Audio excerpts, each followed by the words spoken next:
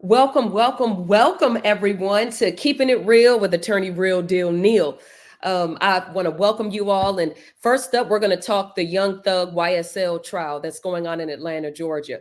So, what do we know about this trial already? We're in week one. We have had opening statements and we have heard from several witnesses, which include Detective Dunlap, who is a gang expert with Atlanta Police Department.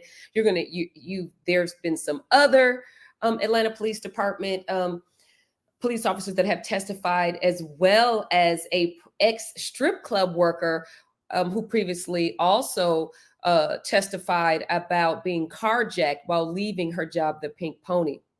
So, what do we know at this point with the trial? Number one, we know that this case is a case about murder, sex, guns, strip club employees, Lil Wayne, gangs, music, and drugs.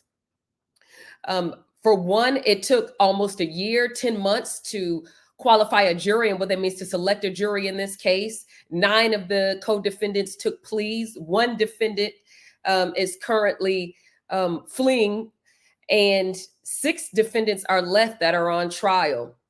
There were also additionally 12 co-defendants that are severed out, and so their cases will be tried separately from this one. So, what are they charged with? The biggest charge here that we're talking about is RICO. They're charged with racketeering. And what is RICO?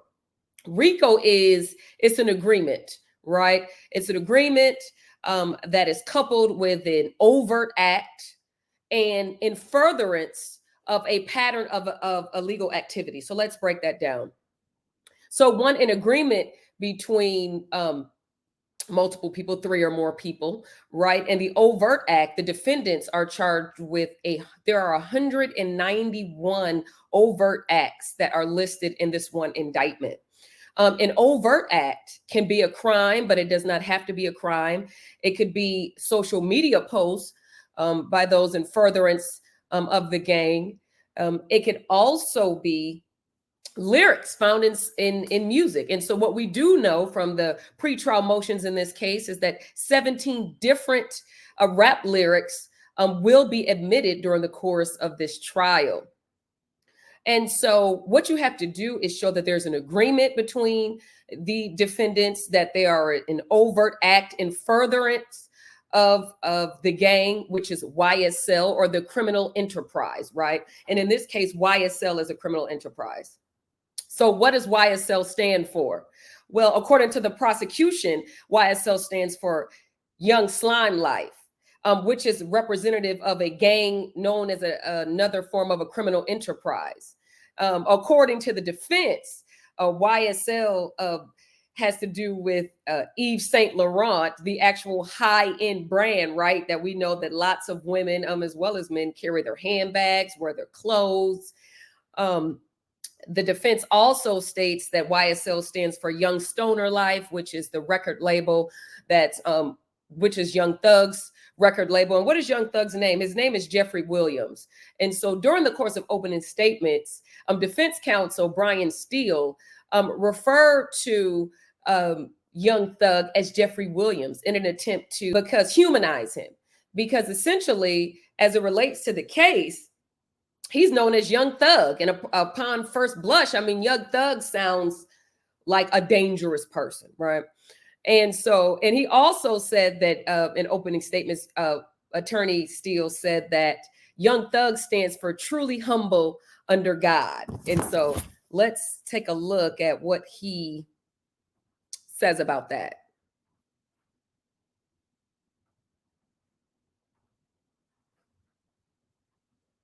Thug meant to Jeffrey. Thug meant and means to Jeffrey something very personal. It was his path that if he could ever make it as a musical artist and help his family, himself, and his many others out of this endless cycle of hopelessness, he would be truly humble under God. That's what Thug means.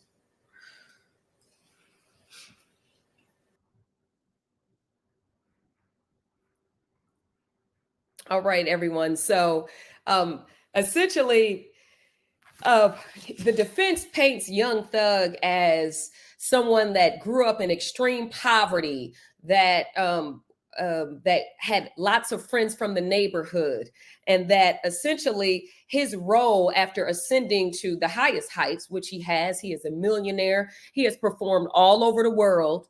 That his mission is to pull everyone or people out of the community out of the hood, right?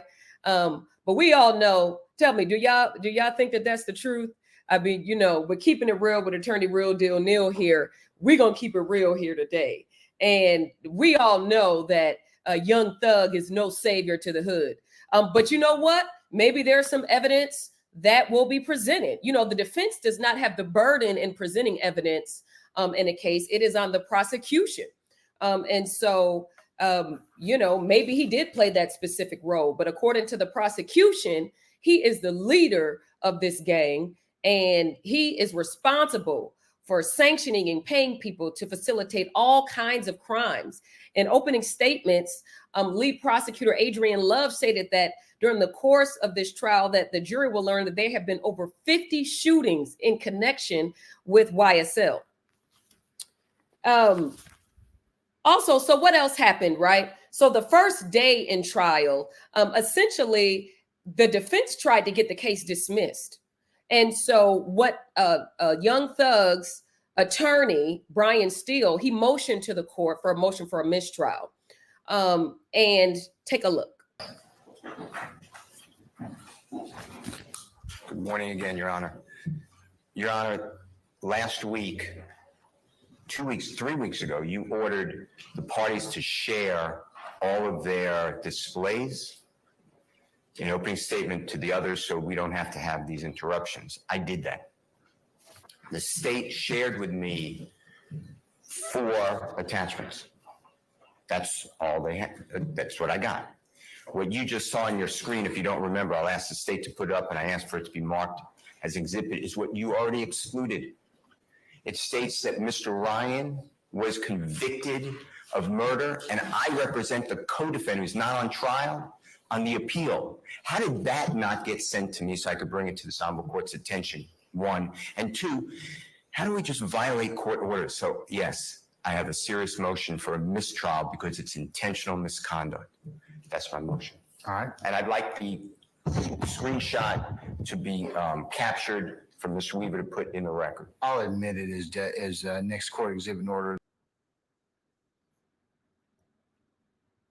And so what that means is essentially that both parties, they've been in motions for quite a while to ascertain, for the court to decide what specific pieces of evidence should be admitted during the trial, or what sort of behaviors that the court wants the attorneys to engage in before trial. And one of the things that were a part of that court order was that both sides were to turn over their demonstratives as it relates to what they're going to use in opening statements. The defense counsels alleged that they were only given a small amount of demonstratives, that frankly, the state's PowerPoint had numerous slides of demonstratives, meanings, evidence being displayed on a screen for a jury to see, that had not been turned over to them, and that was in violation of the court order. They also stated that Mr. Steele, Young Thug's lawyer, stated that there was a specific piece of evidence about him and who he represented on appeal, that was inadmissible, specifically in this trial, and it was up on the state's PowerPoint. And so if in fact that there are deliberate violations of court orders, or there's specific evidence that rises to the level that would taint the jury, that cannot be cured by a curative instruction, could be grounds for a mistrial. And what a mistrial means, that if it's granted, that means that that trial would have to start all over again. So both all the attorneys have took the last 10 months selecting a jury. And so essentially, if that motion would have if the defense would have won that motion, then the trial would have had to start all over again.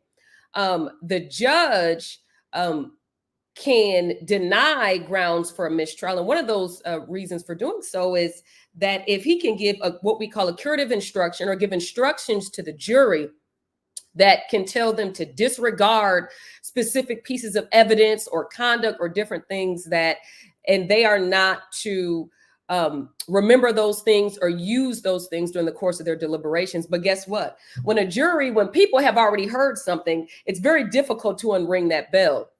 But one of the big reasons that the court likely did not overturn or grant this mistrial is that both sides, so long as they have a good faith basis, can present evidence that they have a good faith basis, that they expect that the evidence will be submitted during trial.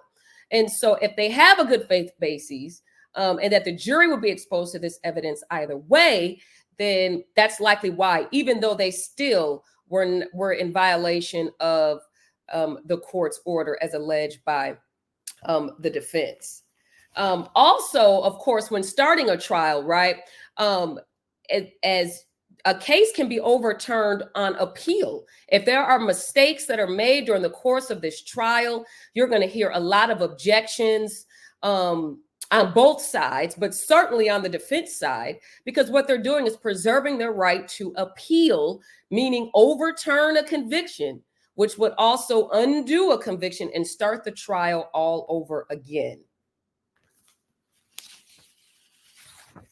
So we talked about RICO, and we've been over here talking about the overt acts, right? So what is an example of an overt act? So an overt act can be the commission of a crime. There was the prior ex-strip club employee that talked about being carjacked, and that is alleged to have been done by the YSL gang. That is an overt act. Also, these lyrics, right? These lyrics can be evidence of an overt act. And an overt act does not have to be a crime. So here's an example of an overt act that was pointed out by the prosecution.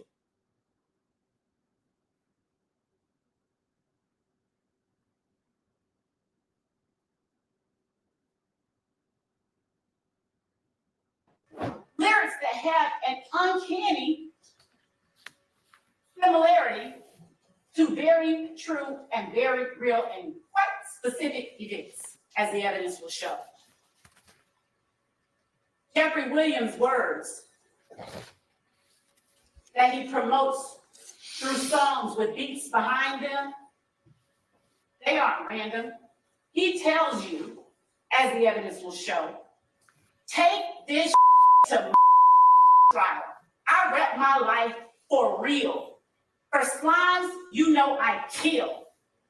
Trial, I done beat it twice, hindrance. I'm undefeated, like feds came and snatched me. I don't know, no point in asking. I was on what? Believe it. Stuck like a magnet. I shoot at your man, you need to stand down. I up my stamina, take it to trial. Get an appeal, take it to trial. Yeah, you're gonna whack them. Pay for that casket, that's just if we whack them. My young pulling up. Bentleys, Austin Martins, rare as the Teslas, strapped with an FN. You're gonna hear a lot about FNs. Watch me whack that. Pop them like assist. Glock with the assist. Incidentally,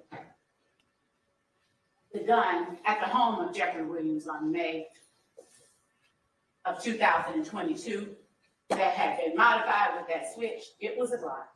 He tells you, we committing them crimes. Hop out and shoot. Roll one up for the gang. He's not using gang colloquially.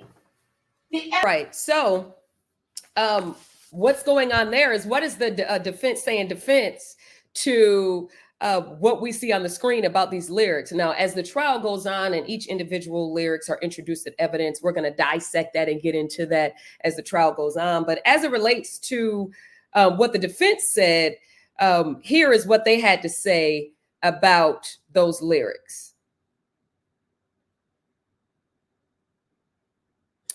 Also, you'll see that the defense also had something to say about what YSL stands for. Let's take a look. YSL when Jeffrey was coming up and making it, Lil Wayne had and talked about Cash Money Records. That's his label.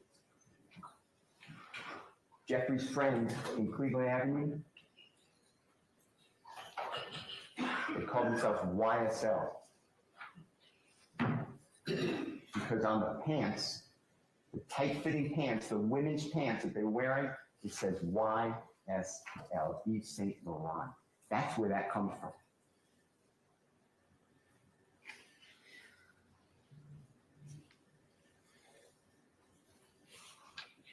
Ladies and gentlemen,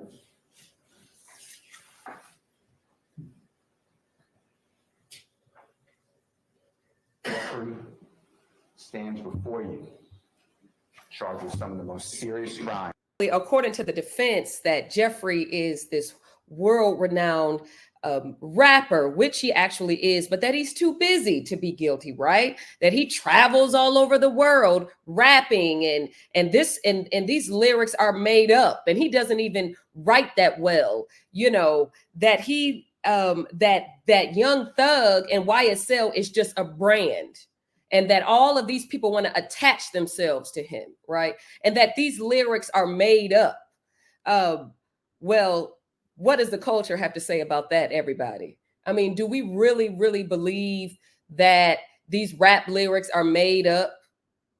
Now, if we're going to be honest, I mean, there are several artists or hardcore rappers out there that may not rap sincerely about what goes on in their real life. However, we haven't seen the evidence. However, but if the state can show evidence that matches what these lyrics say, then Young Thug is in trouble. You know, I can't say one way or the other if he's guilty or if he's innocent as of right now, because we have not seen all the evidence at this time. But if these lyrics are matching the actual crimes that he's being charged with, and they can show other connections other than just these lyrics. One of the things that Mr. Steele kept saying about Young Thug is that he was trying to break generational poverty and do all these different things, and that a lot of these defendants, he doesn't even know them, and they want to be attached to him, and people that he doesn't even know has him tattooed on them. While though some of those things may be true, it appears, evidence has not been presented yet, but back in 2022, that when he was arrested, that there were guns and drugs and all this drug paraphernalia in his residence at the time of his arrest. And so that is harmful to him.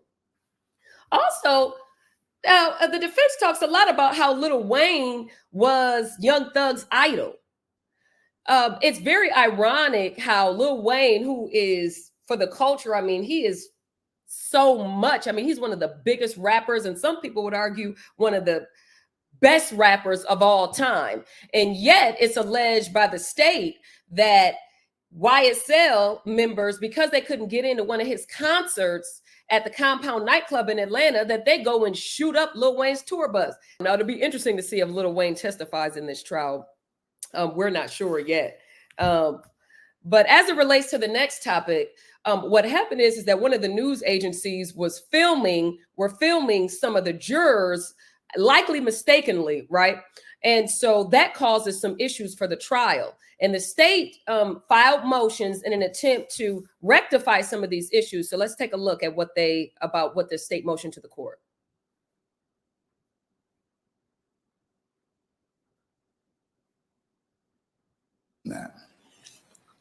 Your Honor, if we could just place on the record, I think since the court, And I'm going to include your filings as next court exhibit. thank you, since the court addressed the issue yesterday evening, the state has been made aware that this particular post has been shared a number of times. And it is of concern for the state, for the integrity of this case, that I understand all that. That's in your pleas, but there's a trade-off to that. If you then kind of make it an issue, then I think that you draw attention that may not necessarily need to. If somebody reacts because of that attention, then I'll go ahead and deal with the other issues at that point. But Your Honor, this time we don't know. it's very possible that any of these jurors could have had contact from family members who saw that post, from anyone who may have texted them, inadvertently texted them about this image, and that may impair on their ability to be fair. I'm just not gonna weird them out. And that's the last I'll say about it at this point in time, okay? All right, everybody. So essentially, when a trial begins, none of the lawyers are supposed to talk to any of the jurors. A lot of us, back when I was a prosecutor and I was prosecuting these kinds of cases, that we wouldn't even make eye contact with jurors. If they even got on the elevator, then we would get off of the elevator. Furthermore, as a juror, you are instructed by the court that you are to do no outside research as it relates to this case. And so as a result of that, with their identities having been shown by these outlets and having been subsequently shared on social media, I mean, of course, that gives grave concern, right? Because if family members see them, a family member reaches out to them, if people on social media find out who these jurors' identities are, they start reaching out to them, talking to them about the case, it could potentially inhibit their ability to be a fair and impartial juror. And generally speaking, I mean, if there is something that comes up, like let's say, for instance, if in fact a lawyer from the case got on the elevator with one of these jurors and they asked them about the weather or how to get to the courtroom, they should notify the court of that behavior. And then that juror would have been brought out and could be voir dire by the attorneys as well as the court. Voir dire mean examined or questioned about their interaction with the attorneys or outside information. And so this could be grounds to overturn this trial and start this trial all over again. If it later comes out that a juror was doing research, that they were intimidated by people reaching out to them, or anything that would inhibit their ability to be a fair and impartial juror. And it's likely that the state wanted, and it's likely that it probably would have made everyone feel better if the jurors were potentially brought out and questioned or given some kind of instruction as it relates to that. But the court said that that he wasn't going to weird them out by that. And so, but they just wanted to bring it to the court's attention. And that's why that is important. So I'll leave you guys with this. The question is Young Thug at this point going to testify? His lawyer got up during opening statements and talked about Young Thug's life and all the things that he has accomplished, his schedule, and things like that in great detail. Now, generally speaking, it is not in the defendant's best interest to testify and come up under cross-examination by the state. However, that testimony, Mr. Steele could be confident that that information can come out through the testimony or cross-examination of other witnesses. Could very well be the case. But it's interesting, and it's a question that will likely come up during the course of this trial. And I hope to see you guys back at Keeping It Real with attorney Real Deal Neal.